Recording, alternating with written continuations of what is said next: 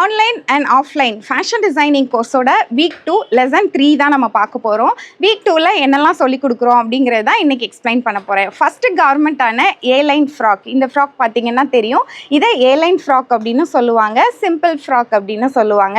சிம்பிளாக ஒரு ஃப்ராக், அது மட்டும் சிம்பிளாக மட்டும் இல்லாமல் சின்ன ஒரு டிசைனை டீச் பண்ண மாதிரி இருக்குன்னு சொல்லிட்டு நான் இந்த பீட்டர் பேன் காலரும் எக்ஸ்ட்ரா நம்ம சொல்லிக் கொடுக்குறோம். நார்மல் பேசிக் ஸ்லீவ் ஃபஸ்ட்டு நம்ம கற்றுக்கும் போது பேசிக்காக இருக்க அந்த ஸ்லீவை நம்ம கற்றுக்கணும். அதனால் பேசிக் ஸ்லீவ் அண்ட் இந்த காலர் மட்டும் இல்லாமல் நம்ம இதை பீட்டர் பேன் காலர் அப்படின்னு சொல்கிறோம், இதை கேப் காலர் அப்படின்னு சொல்கிறோம்.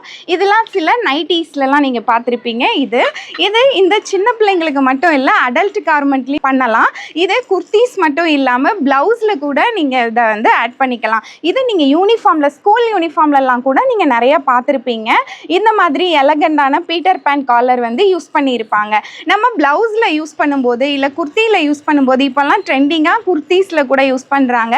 இப்போது இந்த போர்ஷன் மட்டும் நீங்கள் என்ன பண்ணலாம், கான்ட்ராஸ்ட்டாக நீங்கள் ஹேண்ட் எம்ப்ராய்டரியோ இல்லை மிஷின் எம்ப்ராய்டரியோ இல்லை ஆரி ஒர்க்கோ ஏதோ ஒன்று பண்ணினீங்கன்னா இது கொஞ்சம் நல்லா ரிச்சாக உங்களுக்கு சூப்பராக காட்டும். இந்த மாதிரி நீங்கள் இங்கே படித்த போர்ஷனை நீங்கள் ப்ளவுஸில் கூட அப்ளை பண்ணுற மாதிரி தான் நம்ம சொல்லி கொடுக்குறோம். அப்போ எந்த ஒரு கார்மெண்ட்டாக இருந்தாலும் குர்த்திலையும் சரி ப்ளவுஸ்லேயும் சரி நீங்கள் ஆட் ஆன் பண்ணிக்கலாம். இது மட்டும் இல்லாமல் இந்த ட்ரெஸ்ஸில் ஒரு ஓப்பனிங்கும் சொல்லி கொடுக்குறோம். இதை வந்து பேக் கண்டினியூஸ் ஓப்பனிங் அப்படின்னு சொல்கிறோம். காலர், இந்த கேப் காலரை எப்படி யூஸ் பண்ணலாம், டிட்டாச்சபிளாக எப்படி வைக்கலாம். இப்போ பார்த்தீங்கன்னா இதை செப்பரேட்டாக நம்ம வந்து வேணும்னா யூஸ் பண்ணிக்கலாம்.